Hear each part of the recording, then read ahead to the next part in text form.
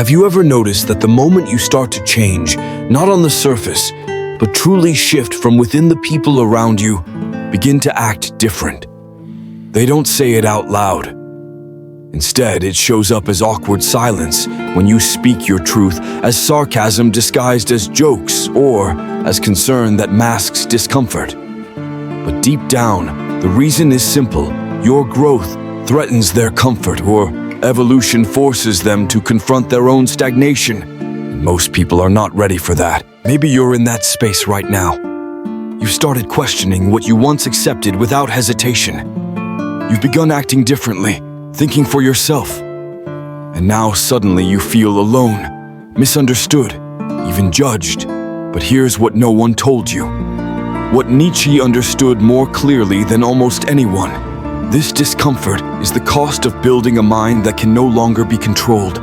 Not a loud mind, not an agreeable one, but a mind so clear, so sharp, so free, that it quietly exposes the illusions others still live by, and that terrifies them. Because a truly strong mind is a threat, not to society's rules, but to its mediocrity. The moment you stop following prepackaged truths and start creating your own values, you become dangerous not just to the world, but to who you used to be. And that is exactly why this video exists.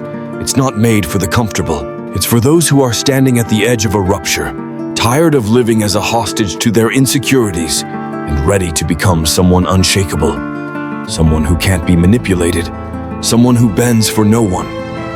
So if that's you, if you're ready to walk a difficult, lonely, but absolutely transformative path, then stay. Because what Nietzsche has to teach you will confront you, and it will set you free. And after this, you will never see yourself or the world the same way again. This is Echoes of Stoicism. If you feel this message like this video, subscribe and let's begin. And after this, you will never think the same way again. Nietzsche was not just a philosopher. He was a surgeon of the human soul, someone who had the look into the abyss of existence, and not only face it, but dive into it. And it is precisely in that abyss, in that inner chaos that many avoid, that he found the source of true strength. Because for Nietzsche, it is not in peace, stability, or order that a human being transforms. It is in pain. It is in the fall. It is in chaos. He wrote, "You need to have a chaos inside you to give birth to a dancing star." This is not poetic metaphor. It is psychological diagnosis. It means that if you want to build an unshakable mind, you need to abandon the childish idea that it will happen through comfort, cheap motivation, or positive affirmations. No true strength is born when you face suffering without fleeing, when you stop asking for life to be easier and start wishing to be stronger. Think of the times you grew the most. Was it when everything was fine? Or was it when you were shattered, lost, directionless, having to rebuild yourself with your own hands? Nietzsche believed that suffering was not a mistake of existence, but rather its main driving force. He did not romanticize pain. He faced it as a tool, and if you can change your relationship with pain, with failure, with loneliness, you begin to shape something rare, an indomitable spirit. And it is precisely there that the world begins to be disturbed by you. Because while most flee from chaos, you will learn to walk within it. While others beg for normality, you will create greatness. But this transformation requires a brutal break with everything you were taught about strength. Being strong is not about smiling all the time. It is not about having fake emotional control. Being strong is enduring the unbearable, and coming out on the other side even more dangerous.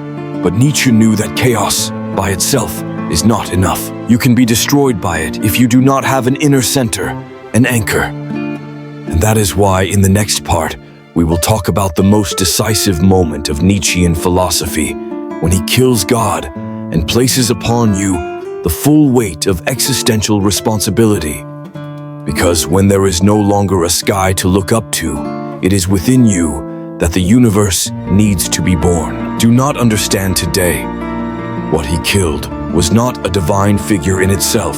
He killed the illusion that there is a higher authority taking care of everything, the illusion that there is a plan, a pre-established meaning, a purpose given by someone from the outside. The death of God is the end of any excuse, and that is frightening. Because until then, it was easy to outsource the responsibility for your life. It was comforting to believe that everything has a reason, that suffering is part of a divine plan, that there is a greater good that will justify everything in the end. Nietzsche violently tears this veil away. He looks you in the face and says, "You are alone. There is no ready-made meaning. Now you are the creator." And this is where the true construction of a powerful mind begins. Because most people collapse when they realize they are alone in the face of chaos, without a manual, without guarantees, with no one to blame. But those who have the courage to face this without crumbling, they begin to forge an unshakable consciousness. With the death of God, Nietzsche pushes you into the abyss of radical freedom. You should not follow commandments. You must create values you should not obey. You must surpass yourself. It is the birth of brutal autonomy, and along with it comes the weight. Everything now depends on you. There is no more absolution. There is no more salvation.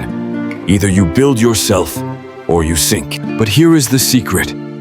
This freedom that frightens you is also the greatest source of power you can have.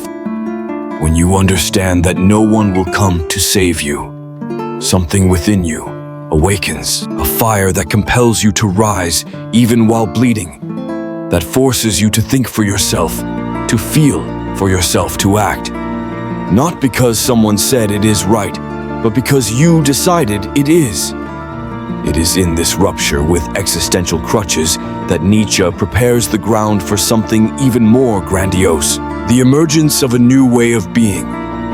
A type of human being who does not live according to the rules of the herd, who does not need approval or permission, a being who creates their own morality, who surpasses their own limits and lives as a creator, a being that frightens the weak because it forces them to see themselves as they truly are. This being has a name. Nietzsche called it the Übermensch, the Overman, and it is about him that we will talk now. Because if you want to build a mind so strong that no one can break it, you need to understand how to become this figure who lives above conventions, guided only by their own will to power. Let's dive into this. Nietzsche did not believe in the slow and passive evolution of humanity. He believed in rupture, in radical transformation, in creative destruction. And that is why he conceived the idea of the Übermensch, the Overman. It is not about a superhero. It is not someone with mystical powers. The Übermensch is a being who has overcome everything that binds the ordinary man. Guilt obedience, herd morality, the need for acceptance. The Übermensch does not seek to be accepted. He does not ask for permission to exist. He creates his own internal laws and lives by them, even if that puts him against the entire world. And that is exactly why his mind becomes unbreakable, because it is not built on the expectations of others. It does not need external approval to validate itself. It is self-sufficient. It feeds on its own will, to power the deep impulse to shape reality in its own image. This is the central point. The Übermensch does not adapt to the world. He imposes meaning on the world. He does not seek comfort. He seeks greatness. He does not ask, "Is this allowed?" He asks, "Is this worthy of me?" And this shift in perspective changes everything. Because when you start to see yourself as a creator, not as a servant, the way you think, act, and feel transforms completely. But here lies the problem. Becoming this kind of being requires sacrifice. You will have to kill parts of yourself that still beg for approval. You will have to face the pain of not belonging. You will have to bear the weight of building your identity from scratch, without guarantees, without pats on the back, without applause from the audience. And most people cannot handle it. They give up before they start. They run back to the safety of ready-made beliefs. dogmas and rules that someone else wrote for them. The path to the Übermensch is lonely, and Nietzsche knew this. He himself lived on the margins, misunderstood, called mad, isolated from the world he was trying to liberate. But it was in that isolation that he found his freedom, and this is what you need to understand. The stronger your mind becomes, the further you drift from the masses, the higher you rise, the more you disturb. The construction of the Übermensch is the most brutal and transformative process anyone can face, because it requires you to destroy everything that is not yours, everything that has been imposed on you by a sick culture, by a society that rewards obedience and punishes authenticity. And only after destroying do you begin to build. But this construction does not happen amidst the crowd. It happens in silence, in withdrawal, in the deep solitude that separates the strong from the weak. And that is exactly why in the next part, we will dive into the most neglected and most powerful aspect of this journey, the solitude of the strong. Because the truth is that to become unshakable, you will have to learn to walk alone, and few are ready for that. Are you? If what you're hearing resonates with you, you'll find real value in my ebook, Beyond the Shadow. It breaks down Jung's core ideas and gives you tools to understand yourself more deeply. Link is in the pinned comment. If there's something that no one tells you about the path of mental strength, it's this. The stronger you become, the more lonely you feel. And it's not because you isolate yourself by choice. It's because the world starts to not know what to do with you. Nietzsche spoke clearly about this. The free spirit, the one who breaks away from common morality, who does not accept easy truths, who thinks for themselves, inevitably distances themselves from the herd. And that distancing hurts, but that pain is necessary, because real growth requires space. And you can't grow while being tied to the expectations of others. Most people live within an invisible herd, where every thought is policed, every action is measured by others' reactions. You've gotten used to walking in a group, thinking like the group, feeling secure, because there are people around you. But what Nietzsche proposes is the opposite. He tears you away from that comfort and throws you into the desert. In that desert, there are no applause, no praise, no guide. There's only you, your doubts, your traumas, your fears, your desire to give up. And that's where the real test begins. Because what will most people do? They will run back. They will hide again behind their masks. They will pretend they don't feel, that they don't think, that they don't see. But you, if you truly want to become someone that no one can break, will have to stay. You will have to endure the silence that reveals who you really are. Nietzsche said the individual must always struggle not to be overwhelmed by the tribe. If you try, you will often feel lonely and sometimes scared, but no price is too high to pay for possessing yourself. That is the essence, the possession of oneself, the rarest and most powerful achievement anyone can attain. Because when you truly possess yourself, no one else can control you. No one else dictates your worth, and no one else can bring you down. But this possession comes with a weight of loneliness. You will lose people. You will be misunderstood. You will hear that you are arrogant, strange, distant. They will try to pull you back into the mold. They will call you crazy, cold, insensitive. But that is the price of not being domesticated. It is the price of not needing applause. It is the price of not living as a mirror of others' needs. And here is the raw truth. If you cannot stand loneliness, you are not ready for freedom, because all real freedom comes with abandonment. Abandonment of emotional crutches, of comfortable illusions, of utilitarian friendships. That's why Nietzsche saw solitude as a privilege, a battlefield where the true self finally has space to emerge. But this free mind, this elevated spirit does not just walk alone. It begins to see what others do not see. And with that comes the second inevitable effect, the confrontation with mediocrity. Because when you start to become strong, the collective mediocrity feels it, and it reacts. And that is exactly what we will talk about next. The danger of collective mediocrity, because the world does not pursue those who are the same. pursues those who dare to stand out. Nietzsche did not fear tyrants, authoritarian leaders, or declared oppressors. What he feared and denounced with philosophical fury was the subtle and corrosive power of collective mediocrity, that invisible system that keeps everyone leveled down, that punishes those who dare to think differently, that rewards obedience and disguises cowardice as virtue. True tyranny, according to Nietzsche, does not come from above. It comes from the sides. It comes from the crowd that demands you remain small so that they do not have to grow. And that is exactly what happens when you start to stand out, when your mind becomes sharper, your spirit firmer, your presence more uncomfortable. You begin to disturb, not because you are doing something wrong, but because you are doing something rare. You are breaking the mold, and society hates those who break molds. Collective mediocrity cannot stand individual brilliance, because that brilliance exposes the darkness of ordinary life. Nietzsche called this the slave morality, a morality built by those who, unable to achieve greatness, decided to invert values.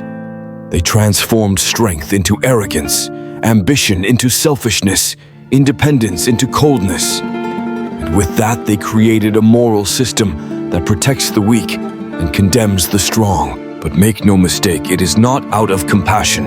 It is out of resentment. Because the weak do not want to be saved. They want the strong to be destroyed. That is why, when you start to liberate yourself, they begin to attack you. Sometimes directly, sometimes subtly, with looks, silence, irony. But the message is clear.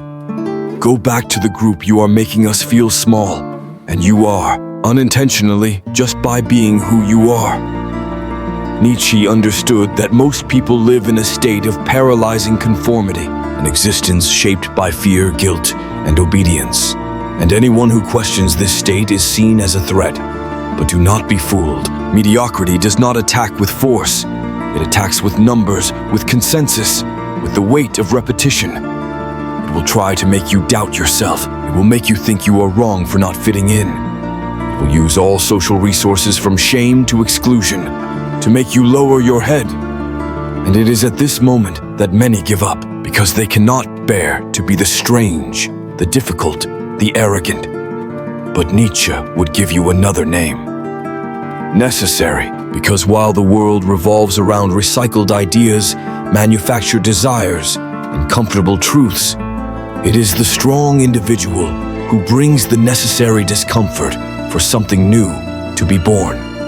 Your difference is the spark of transformation, but it is also the target of resistance. Being strong, thinking freely, living autonomously, all of this is an act of war against collective mediocrity. And like any war, it requires preparation. It requires weapons, but not physical weapons, mental weapons. And that is exactly what we will talk about now in the final part, because there is a very high cost to developing a mind so strong that it frightens. But there is also a reward that no one can take away. In the next part, you will understand the price and the power of being unbreakable. You made it this far. That already sets you apart from the majority. Most people would have closed this video at the first provocation. They would have run away at the first discomfort. They would have turned it off the moment they realized this is not content meant to stroke the ego. It is a call to action, a call for those who are ready to let go of the illusion and face reality with their eyes wide open. Because building a mind so strong that it becomes feared is not just a choice. It is a renunciation. You will lose. You will lose friendships that were based on superficiality. You will lose opportunities that require submission. You will lose the ability to be content with little. But in exchange, you gain something priceless: integrity, clarity, presence. You will begin to notice that most people live in a slumber, and that your lucidity is frightening, that your firmness makes others tremble, that your absence is louder than the presence of many. This strength does not come from outside. It is not taught in self-help books, nor is it earned with ready-made phrases or empty affirmations. It is dug deep within the soul, in the silence of difficult nights, and the choices that no one sees. It is the result of an internal war between who you were and who you are becoming. And this war has no end, because the truly strong are not those who have won. They are those who continue to fight, even when they could already stop. Nietzsche did not want to create followers. He wanted to provoke internal earthquakes. He wanted you to stop crawling for approval, to stop begging for meaning, to stop seeking in ready-made systems what can only be built with blood, sweat, and awareness. He wanted you to become dangerous, not in a violent sense, but in a rare sense. So rare that your mere existence forces others to look in the mirror and confront what they are avoiding. And now I want to invite you to do something that will solidify this process. Write in the comments a truth you are tired of hiding, an opinion you are afraid to voice, a thought that makes you feel isolated but that represents who you truly are. This is part of the journey, claiming your voice, showing your presence, and more than that, declaring that you will no longer bend. And if this video touched you, if something inside you was awakened, don't stop here. The next video is just as important as this one, perhaps even more so. It continues this journey, and if you've made it this far, you know you're not watching just out of curiosity. You are here because something inside you has already begun to change. So keep going. You are not alone. You are just ahead, and that, my dear, is frightening. But it is also liberating.